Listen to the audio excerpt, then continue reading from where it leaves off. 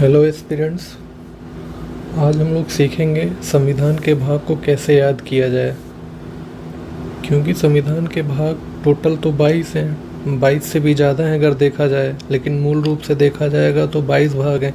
अब 22 को एक तरह से याद करना सीक्वेंस में थोड़ा भारी पड़ जाता है। या तो आप याद करते हैं तो कहीं ना कहीं चीज़ें भूल जाती हैं कि किस नंबर पे कौन सा था, उसको कैसे याद रखा जाए।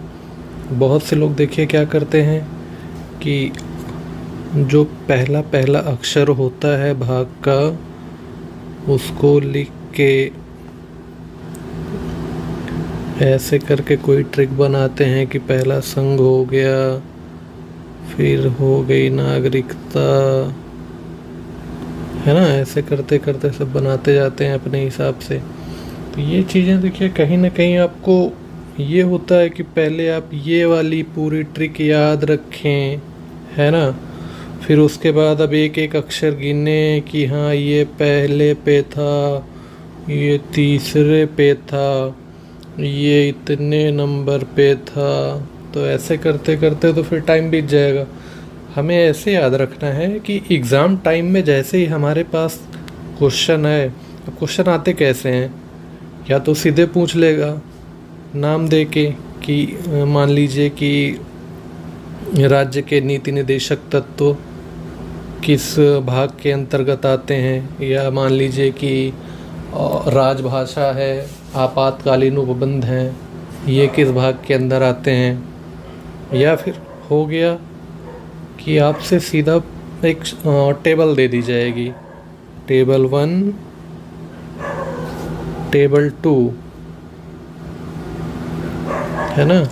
इसमें दे दिया जाएगा भाग, मान लीजिए 8, 9, 11, 12। इधर दे दिया जाएगा आपसे इनसे संबंधित जो भी हैं विषय हैं वो दे दिए जाएंगे, है ना। चलिए मान लीजिए कि नगर पंचायत,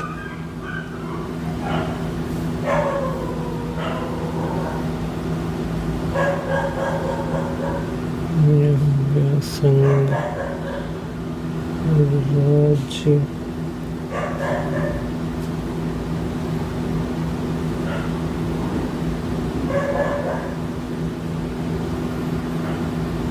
संबंध, ठीक है।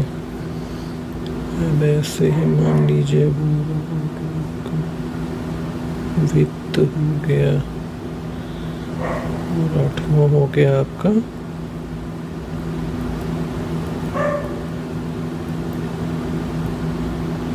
ये दे देगा कि इसमें से मिलाइए कौन किससे संबंधित है।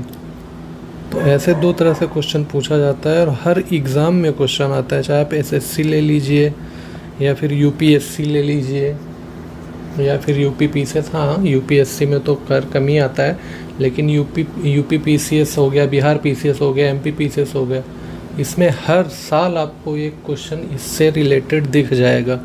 या तो टेबुलर फॉर्म में दिखेगा, टेबल मिलाइए, या तो सीधे आपको दे देगा कि भाई इस भाग में वर्णित कौन सा जो भी विषय है इससे संबंधित क्या है, या विषय का नाम दे के भाग की संख्या पूछ लेगा कि मान लीजिए संघ राज्य संबंध किस भाग में है। तो इसमें से आपको ऐसे करके क्वेश्चन दिया जाएगा। तो चलिए हम लोग सीखते हैं कि इसको 5 मिनट के अंदर हम लोग कैसे हमेशा के लिए याद रख सकते हैं। देखिए आपको करना क्या है, एक बार ये वीडियो देखनी है, जैसे मैं बता रहा हूँ आपको सिर्फ वैसे करना है। और उसके बाद एक रफ पेपर पे जो भी आपके पास शीट हो उस पर अपने से एक बार जो आपने देखा और सुना है उसको देखते हुए अपने से लिखने की कोशिश कीजिएगा।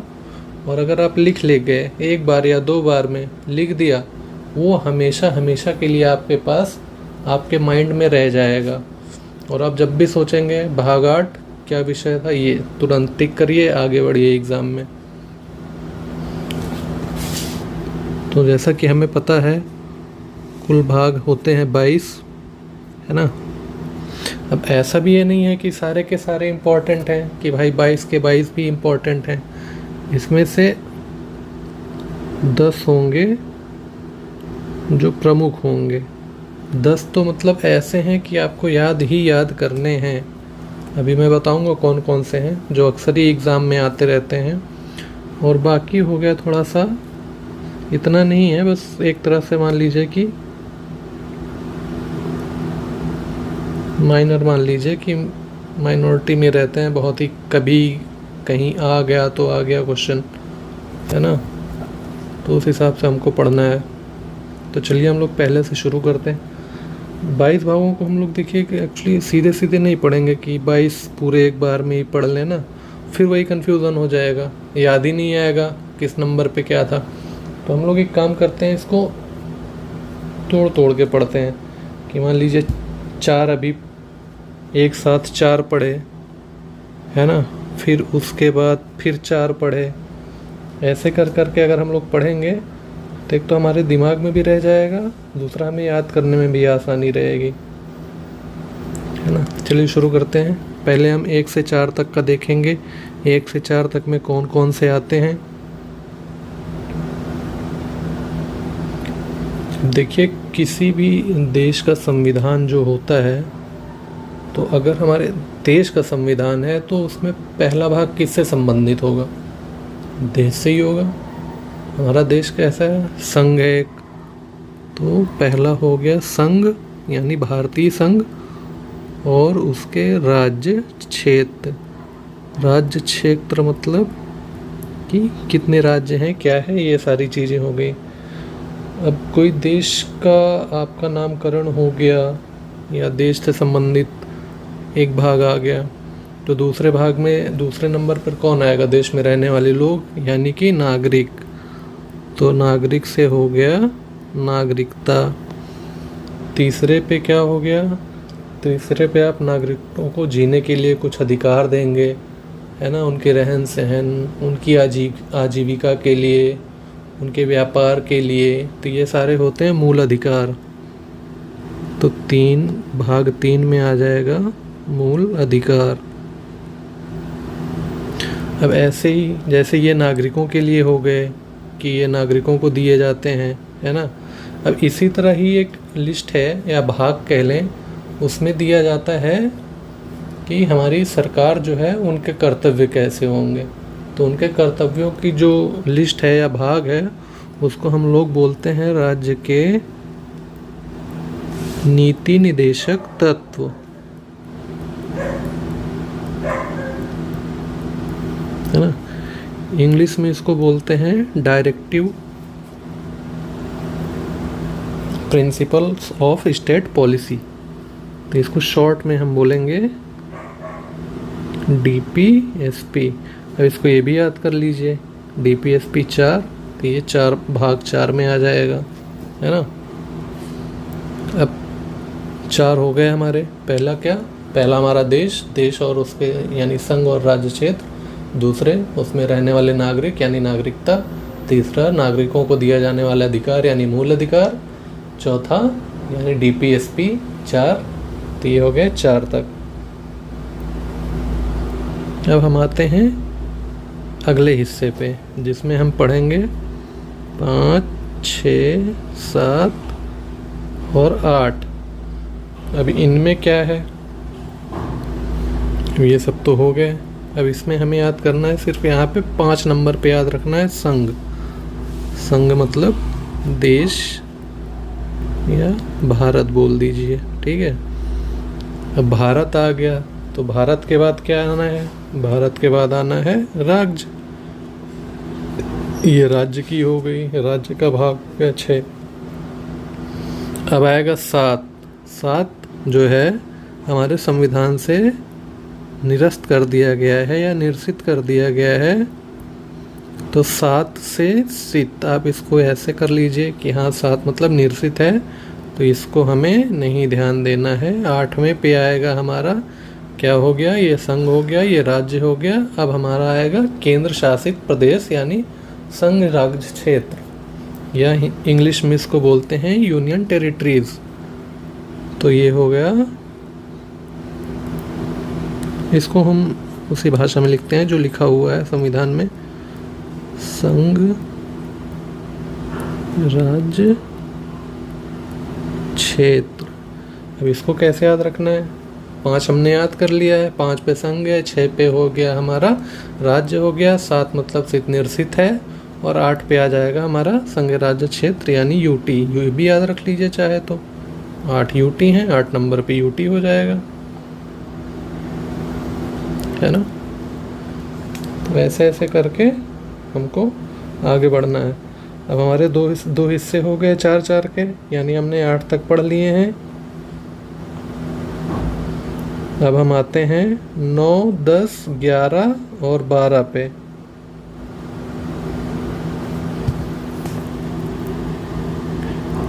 नौ, 10 ये भाग हैं, 11, 12।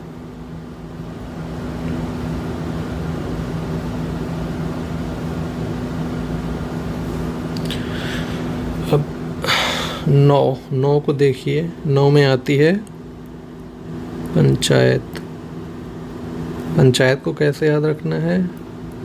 5, 4 क्या हो गया? 5, 4 यहाँ भी आ रहा है ना, 5, 4 पंचायत, तो 9 में पंचायत। 9 को ऐसे याद रखना है। अब हम लोग आएंगे 10 पे। 10 को कैसे याद रखेंगे? पुराने ज़माने में जो होते थे हमारे दास, जो होते थे वो कौन होते थे? लोअर कास्ट ही होते थे, या तो SC या ST। तो SC एंड ST ये 10 नंबर पे कैसे याद रखना है? हमारे जो पुराने ज़माने में लोग दास बनाते थे वो अक्सर SC और ST ही होते थे। तो SC ST आ जाएंगे भाग 10 में, यानी SC ST से, इसको ऐसे कर लीजिए, SC ST से संबंधित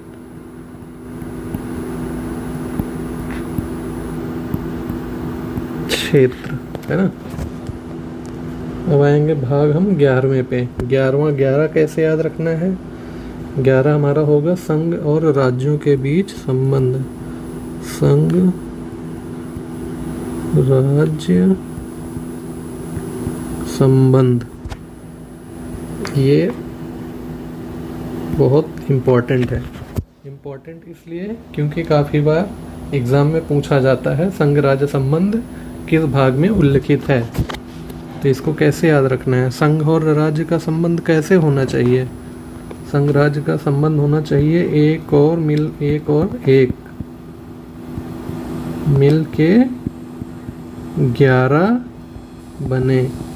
11 मतलब क्या? मजबूत बने। एक और एक मिलके तो वैसे 2 होता है, 1 + 1 2, है ना। तो 2 नहीं बनना है, एक और एक मिलके 11 बनना है हमें। ऐसे संबंध होने चाहिए कि राज्य भी मजबूत हो और हमारा संघ भी मजबूत हो। अब राज्य संघ मजबूत हो गया। अब आएंगे 12 पे हमारा है वित्त और संपत्ति।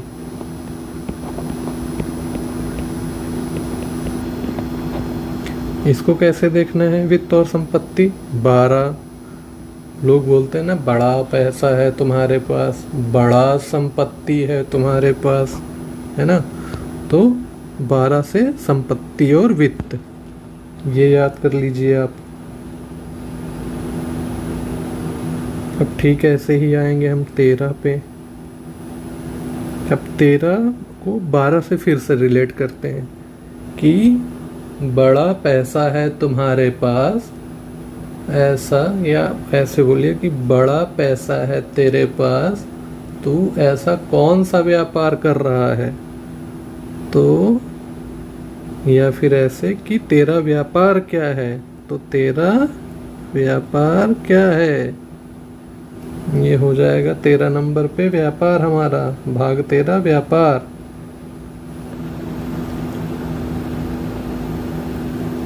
ये भी इम्पोर्टेंट है, ये भी काफ़ी पूछा जाता है। 11 से कुछ चीज़ें काफ़ी इम्पोर्टेंट हो जाती हैं, जैसे 11 भी है, 12 हो गया, 13 हो गया, और 14 भी उतना ही इम्पोर्टेंट है। 14 में पहले हम देखते हैं कि है क्या। इसमें है संघ और राज्यों के अधीन सेवाएं। संघ और राज्यों के अधीन सेवाएं, यानी कि सीधे सीधे अगर हम अपनी भाषा में जितना हम लोगों को जैसा पता है उतना ही बात करें कि यूपीएससी और स्टेट पीसीएस, आप भी जिस भी स्टेट के हैं वहाँ का पीसीएस। तो क्या होता है देखिए, यूपीएससी या किसी का पीसीएस क्लियर हो जाता है तो उसका भाग्य बदल जाता है, यानी फॉर्चून बदल जाता है। फॉर्चून, भाग बदल जाता है। 14 को हम बोलेंगे 14। 14 में क्या है, फॉर्चून बदल जाता है। ये इसको हम लोग ऐसे याद रखेंगे। अब अगला हम आएंगे 15। 15 को अब कैसे याद रखेंगे, 15 लिखते हैं हम लोग इसको ऐसे, ठीक है। 15 में है हमारा निर्वाचन,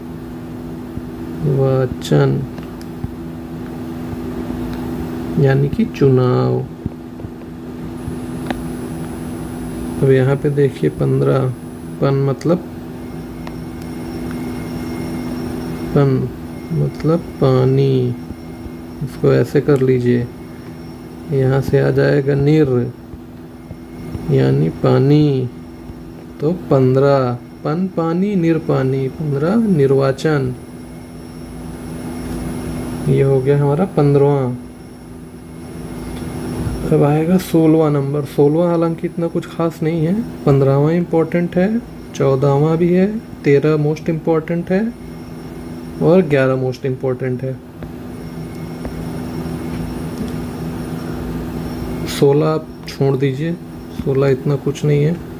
इसमें दिया है कुछ वर्गों से संबंधित विशेष प्रावधान, ये कुछ है ही नहीं है, तो क्या ही इसकी बात करें जब ये एग्ज़ाम में ही नहीं आता है। अब आएंगे मोस्ट इम्पोर्टेंट 17। इसको आप लोगों को थोड़ा अपने से एक बीच में याद करना पड़ेगा। जैसे आपने 5 याद किया था, 1 याद किया था, 1 पे संघ होगा, फिर वहाँ से शुरू हो गया 4 तक, 4 आ गए। फिर आपने 5 याद किया कि संघ, फिर संघ, राज्य और यूटी हो गई वहाँ पे, वहाँ से याद किया। फिर 11, 12, 13 ये सब राज्य और संघ को लेके थे, इसमें आपने 1 पकड़ा। तो 17 में आप सिंपली इतना याद कर लीजिए कि राजभाषा, इसमें राजभाषा का उल्लेख है, बस और कुछ नहीं करना है। ये भी इम्पोर्टेंट है, ये भी पूछा जाता है। 18 भी अब थोड़ा सा कुछ इसमें बनाना पड़ेगा। 18 में है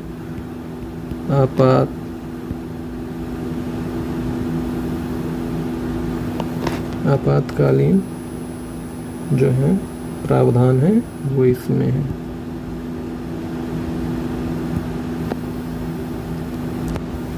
इसको हमको दोनों तरह से देखना पड़ेगा, एक तो इंग्लिश में,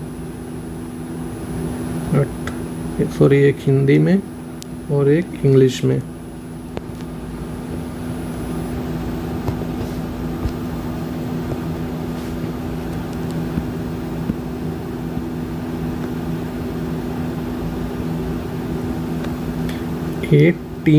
एटीन मिलता नहीं है, 18 आपातकालीन, ठीक वैसे ही 18 आ से आपात, आपात, तो ये हो जाएगा हमारा 18। 19, तो इसके बाद आएगा 19, इसमें भी कुछ नहीं। उसके बाद जरूरी सबसे है 20 मतलब 20। T20 का गेम होता है ना, देखते हैं आप लोग। T20 कैसा प्रारूप है, कैसा फॉर्मेट है, ये संशोधित प्रारूप है हमारे टेस्ट और ओडीआई का, ठीक है। T20 संशोधित प्रारूप है, तो 20 में क्या आ जाएगा, संविधान का संशोधन,